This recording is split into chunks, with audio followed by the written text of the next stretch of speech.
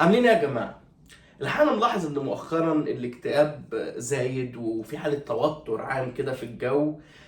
فقلت نتناقش في الموضوع ده شوية، يعني نشوف أصل المشكلة إيه، يعني يمكن نوصل لأصلها ونحاول نحل. والحقيقة إحنا مش هنبدأ من دلوقتي، إحنا هنبدأ من أسبوعين كده.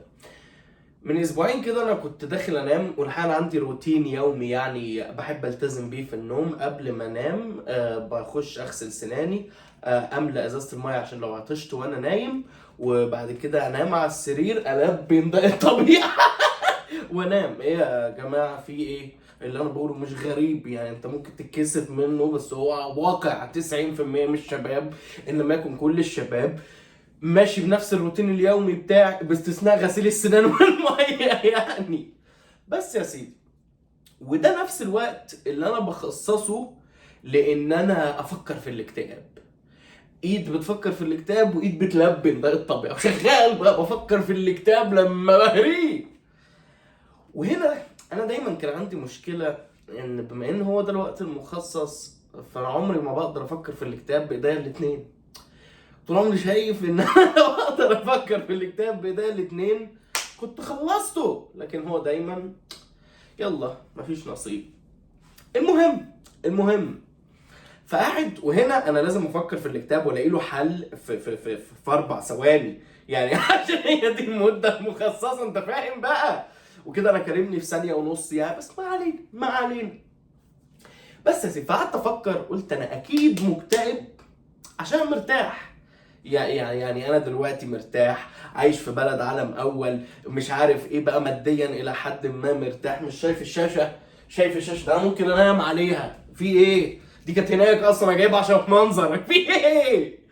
بس يا سيدي، قلت اكيد هو ده السبب. انا لو مش لاقي اكل ونايم في الشارع دلوقتي كان زماني رايق، ما كنتش هوصل لنقطه ان انا افكر انه ايه ده انا مكتئب يا لا.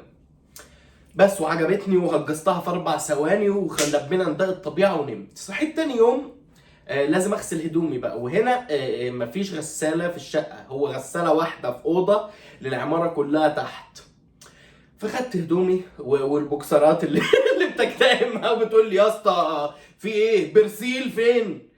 بس يا سيدي، وخدتها ونزلت وماشي في الممر هوصل للاوضه اللي فيها الغساله، وبدون اي مبالغه يعني ببص على الارض جنب الاوضه، لقيت حد نايم على الارض شبهي بالظبط، وحاطط ايده جوه الايد التانية كده ونايم زيي بالظبط. بوظ لي كل التهجيس. تمام، يعني انا مش لا اكل، انا لا اكل، ملهاش علاقه، باظت. طيب يبقى احنا كده محتاجين سبب تاني عشان الاكتئاب. طيب يبقى نروح لحبيب الملايين. رحت فاتح جوجل، هو ليه الناس بتكتئب؟ جوجل قال لي والله يا برو في سببين رئيسيين. السبب الاول هو السوشيال ميديا، والسبب التاني هو بقى ايه؟ العنصرية تجاه الشكل، تجاه اللون، تجاه السن. وبعدين لقيت واحدة لطيفة جدا، سايزيزم، يا عنصرية تجاه الحجم. قلت خلاص دي سهل، بالليل واحنا بنكتئب نشيك على الموضوع ده. سهلة دي بسيطة. بس يا سيدي، نيجي بقى للسوشيال ميديا. وانا شايف ان موضوع السوشيال ميديا ده ينقسم لجزئين. جزء ممكن نتكلم عنه في 10 ثواني، وهو جزء الوحدة، اللي هو انت بتبص بتلاقي ايه ده، انا عندي 960 فريند على الفيسبوك، مفيش غير 3 اللي قالوا لي كل سنه وانت طيب، ومنهم انا اصلا من اكونت تاني لما كنت مسمي نفسي ميدو البرنس وانا عندي 9 سنين فبتلاقي الموضوع باظ. اصل الانسان متعود على دايره معارف 4 اشخاص، ابوك وامك والداده والست اللي ابوك بيخون امك معاها وبيخونها مع الداده، بس ده مش موضوعنا يعني. هم دول دايره معارفك بس، خلاص. فبتلاقي انه ايه ده فجأة، واه 930 مفيش غير 2 وميدو البرنس اللي مهتمين بيا. طب ما كده باظت. ولكن ده موضوع انا شايف ان هو انت لو قعدت مع نفسك قعدة صفا خمساية كده وشرحته لنفسك هتعرف تتفهمه. الوحدة مش هتروح، عشان بس ما تجيش تقول لي عم سبرينجي وحدتي راحت في، انا مش هتروح، لكن هتبقى فهمت هي موجودة ليه. الجزء الثاني بقى، وهو ده اللي احنا ممكن نتكلم فيه شويه، وانا مش هتكلم عن هو نتج ليه، ده موضوع يطول شرحه، بس انا هتكلم عن هو ايه. اوكي تمام. اوكي، الجزء الثاني ده بقى وده مهم قوي، ان احنا بقينا عايشين في عالم كل واحد فيه بيقول اللي هو عايزه. دي كارثه، دي مصيبه. انت مش متفاهم قد ايه مصيبه. انا عايز اقول لك ان هي مصيبه لدرجه ان في فيلم بتاع ريكي جيرفيز اسمه ذا انفنشن اوف لاينج. الفيلم ده اتعمل بس على النقطه دي، فكره ان الناس عايشه في عالم ما عادش فيه بيعرف يكذب، يعني كل اللي بيفكر في حاجه بيقولها. اللي هو انت تيجي تقولي لي انت عامل ايه، اقول لك والله انا نفسي اخدك معايا ما انا مش عارف اخبي ده، انت اللي سالتي.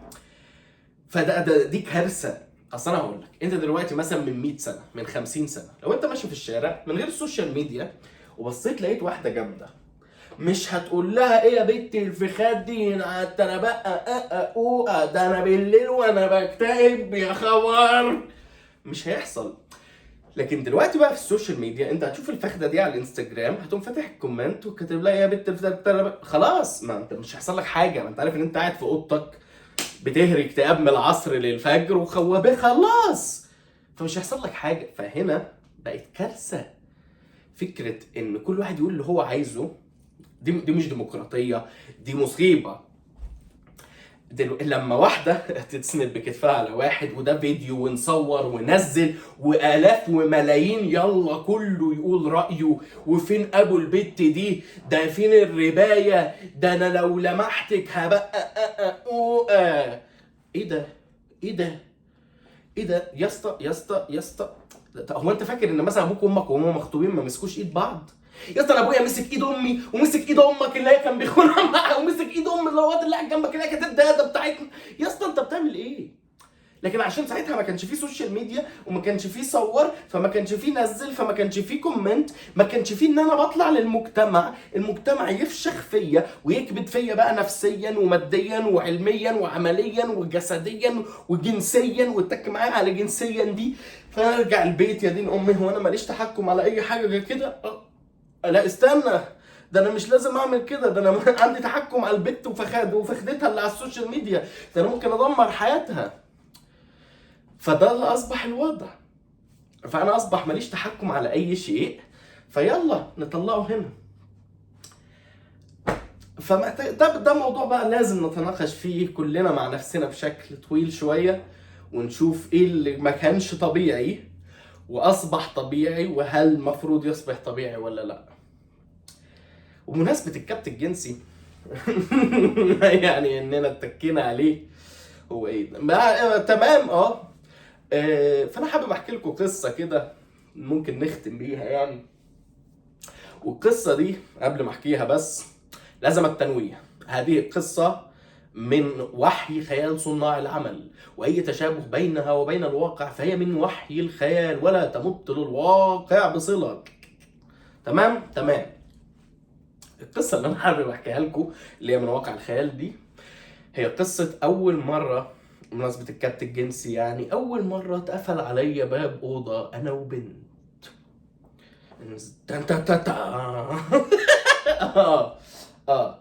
بس يا سيدي، فقاعدين على الكنبة وبدأت المناوشات بين الدول، وصواريخ عسكرية من هنا، هوهوتين من هنا، على بسبساية من هنا. وهنا هي ادتني نظرة، نظرة اللي هو فين؟ هو فين؟ والنظرة دي اي واحد بيتفرج عليها اكيد، واي واحدة والله انت شرختني من جوه. قلت لها على فكرة ده سايززم. قالت لي لا انا مش عنصرية. قالت لي طب سهلة تعالى نتأكد. وراحت مدخلة ايديها بقى تشوف موضوع السايز، تشيك هي. وهنا فكك من الجزء العيب، هنا انا وصلت لحاجة عبقرية.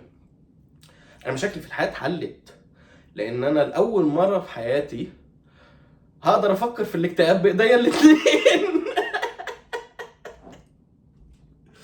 بس يا جماعه كان معاكم سبرينجي، وشكرا لو انتوا لسه بتتفرجوا على الفيديو، واتمنى تفهموا ان كل ده من اجل الفكاهه، وان احنا بنهرج في الشيء عشان الشيء يصبح اخف علينا. ولو عجبكم الفيديو اعملوا لايك للفيديو، شير للفيديو، سبسكرايب للشانل. قولوا لي في الكومنتس رايكم في اللي انا قلته، نتناقش. قولوا لي حابين نهرج في ايه تاني، وادينا مع بعض. يلا يا جماعه انجوي. السلام عليكم.